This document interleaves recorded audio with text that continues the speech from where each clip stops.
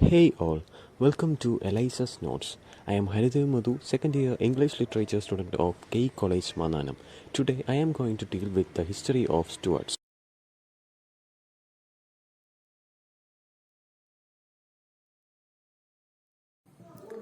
The Stuart Kings of England. Welcome to the House of Stuarts, one of the most powerful, one of the most influential, and one of the most controversial households of England. The Stuarts were the first kings of the United Kingdom. The Stuart dynasty reigned in England and Scotland from 1603 to 1714, a period which saw a flourishing court culture but also much upheaval and instability of plague, fire, and war. When Queen Elizabeth died in 1603, Elizabeth named her closest living relative to take the crown. James VI of Scotland was crowned James I of England. He was the son of Lord Darnley and Mary. He was the descendant of one of Henry VIII's sisters. We must remember that Elizabeth and James' mother were cousins. Thus, Scotland and England were brought under one king. James I. James I, the great-grandson of Henry VII, was a Stuart, a descendant of Mary Queen of Scots. Henry VII was the king of Tudor dynasty. James I was not a fan of domestic tradition, even though he came from Scotland, where there was no strong parliamentary history. James' philosophy of kingship became the root cause of a new quarrel, the quarrel between the parliament and the king. And this philosophy of kingship came to be known as the divine right of kingship, the insistence on which became the death knell of kingship itself. By this theory, the king is the descendant of God, the inheritor of God's authority on earth, and as such responsible only to gods and not to the people. But this unnatural claim, when it is pressed too much, makes the king the enemy of the people, who are prompt to overthrow the king and assert their right to rule themselves. James also had a very high opinion of kingship, which estranged him from the people.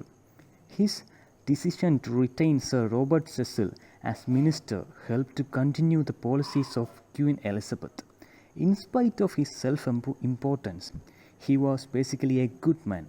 He also put an end to the constant bickering between England and Spain. Bickering means argued about trivial matters. James was more actively interested in religion than his predecessor. Calvinism influenced him a lot in his life in Scotland, but James did not believe in the fanatic Calvinistic, Puritanic phase of Christianity as practiced in Scotland. The name Puritan was applied to all those who desired a purer or simpler form of worship. The Puritans were rigid in their faith and looked upon all ceremonies and church hierarchy as popish and Catholic. When the Puritans felt that they could not enjoy freedom under James, many of them began to leave England. Thus, a group of Puritans left England in 1620 in a small ship called Mayflower for the New World and religious freedom. One good thing that came out of King James I's confrontation with the Puritan was a conference of the clergy in order to discuss these matters. James appointed a new committee to translate the Bible. This translation, called the Authorized Version of the Bible, came out in 1611. The Authorized Version is the Bible that was used by all men right up to the 20th century. The presence of so many Catholic priests in England made James so nervous that he ordered them to leave England. These actions turned the Catholics against James I, and thus the Gunpowder Plot 1605 was hatched. The Gunpowder Plot was the grandchild of a squire named Robert Gadsby, who was joined by other like-minded gentlemen. The intention was to blow up the House of Parliament by bringing about the end of the King, the Lords and the Commons. A young Catholic named Guy Fawkes kept watch over the gunpowder, waiting for the Parliament to meet the next day, so that he could set fire to the gunpowder and destroy the king and the parliament. He was instantly arrested and sent to the Tower. The gunpowder plot sent a wave of horror in the minds of Englishmen, who began to look upon the Catholic with distrust and suspicion. However, November 5th continues to be celebrated as Guy Fawkes Day.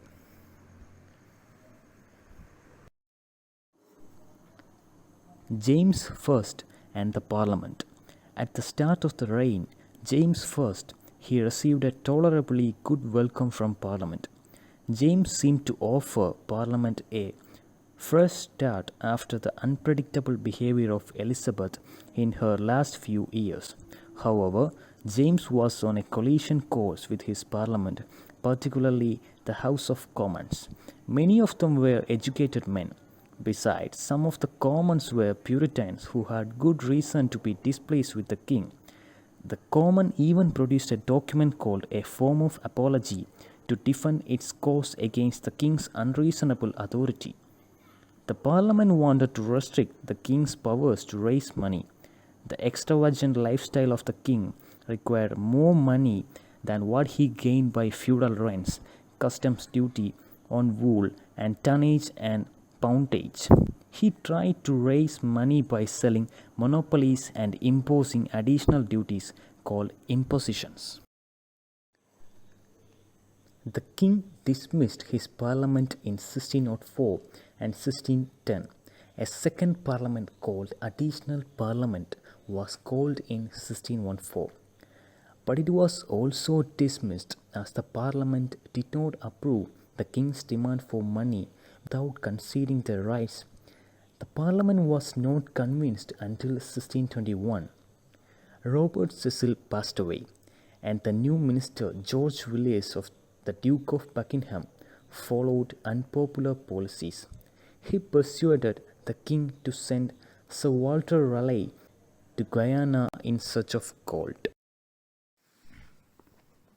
The king's intention to get his son Charles married to the Spanish princess, who was undoubtedly a Catholic, was also a disliked decision.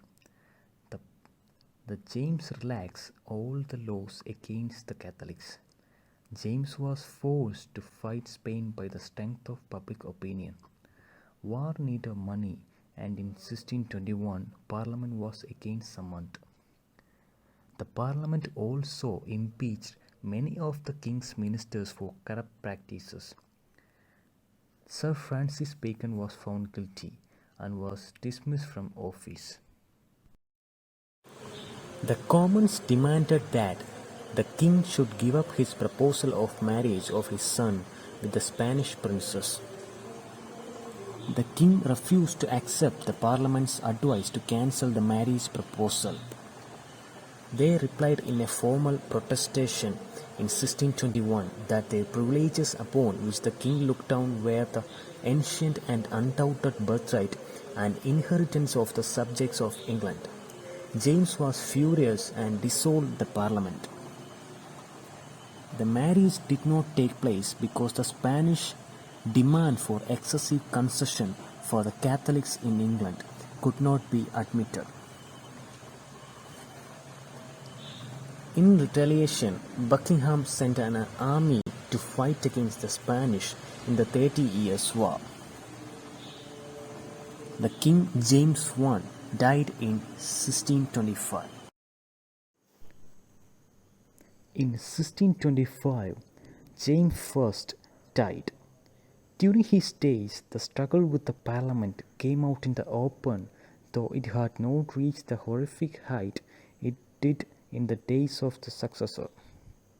There were 4 points in the struggle: the constitutional questions of the liberties of the Parliament versus the divine right of kings.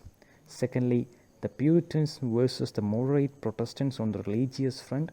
And third one, the opposition by the Parliament to alliances of marriage with Catholics. And the last one, the corruption among the king's ministers in the form of monopolies, benevolences, and impositions. Hope you have understood the whole history of Stuarts. Thank you.